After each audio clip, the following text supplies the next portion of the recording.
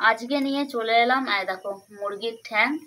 এটা তো সবাই অনেকেই পছন্দ করে। এই মুরগির ঠ্যাং রান্না করব। আর দেখো কিছুটা মাংস এনেছে, মাংস দিয়ে এই মুরগির ঠ্যাং দিয়ে বেশ কষা কষা করে রান্না আমি আজকে করব। দেখো মুরগির ঠ্যাংগুলো জলে দেবো, নাহলে তো এগুলো তো উঠবে না।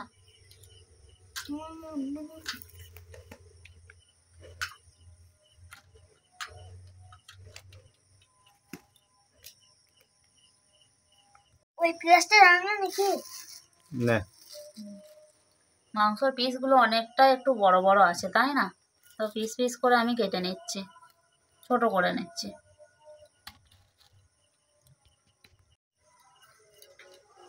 আমার তো খেতে দারুণ লাগে মাংস আর এই মুরগির ঠ্যাং। তোমাদের কেমন লাগে একটু আমাকে কমেন্টে জানাও। মুরগির ঠ্যাংয়ের চামড়াগুলো ছাড়িয়ে নিই, এই ছালটা তো ছাড়াতেই হবে।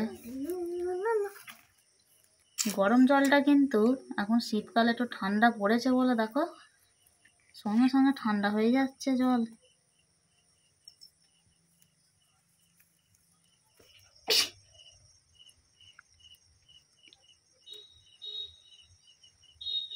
কুচিয়ে দেবো?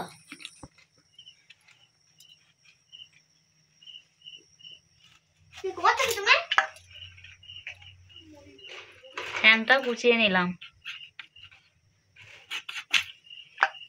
গোটাও রাখা যাবে চাইলে, তোমরাও চাইলে গোটা গোটা। মাংস রান্না করার জন্য আমি কি কি নিয়েছি চলো তোমাদের। এতে আদা রসুন বাটা আছে, জিরে গুঁড়ো লঙ্কা গুঁড়ো হলুদ গুঁড়ো আমি নিয়ে নিয়েছি একসঙ্গে। আর দেখো টমেটো কেটে রেখেছি, আর যে পেঁয়াজও কুচিয়ে রেখেছি। কড়াই গরম হয়ে গেছে, এবার তেলটা দিয়ে দেবো। পরিমাণ মতন তেল দিয়ে দিলাম।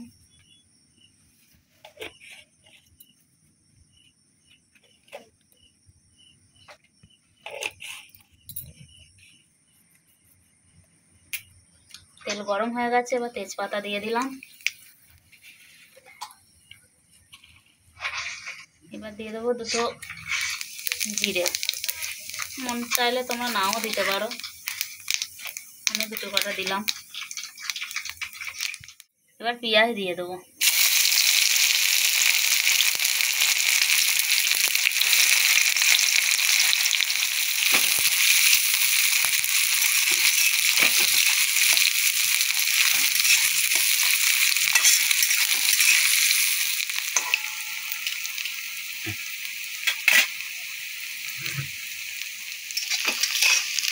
আর দেখো পেঁয়াজটা একটু ভাজা ভাজা হয়ে গেছে, খুব বেশি লাল করব না। মশলা দিয়ে দেবো। কড়াই আছে,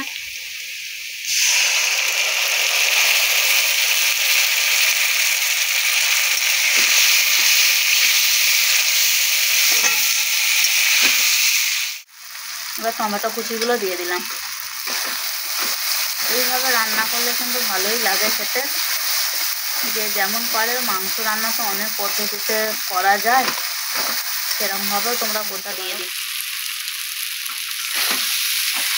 পরিমাণ মতো নুন দিয়ে দিয়েছি আমি। তেল ছেড়ে গেছে, ভাজা ভাজা ভালো হয়ে গেছে, এবার মাংসটা দিয়ে দিই।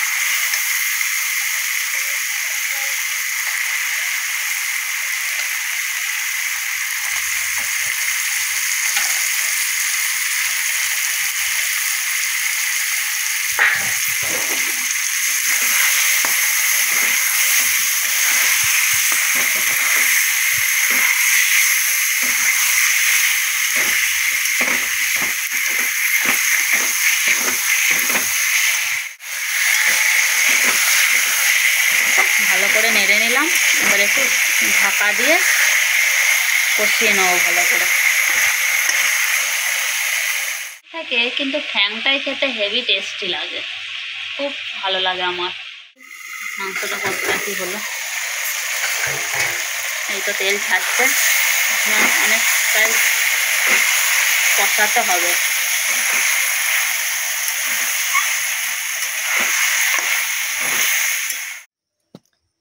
দেখো মাংস আমার রেডি, এবার খেতে আরম্ভ করি। তো ভিডিওটা কেমন লাগলো তোমরা যেন প্লিজ একটু জানিও। হেভি হয়েছে খেতে।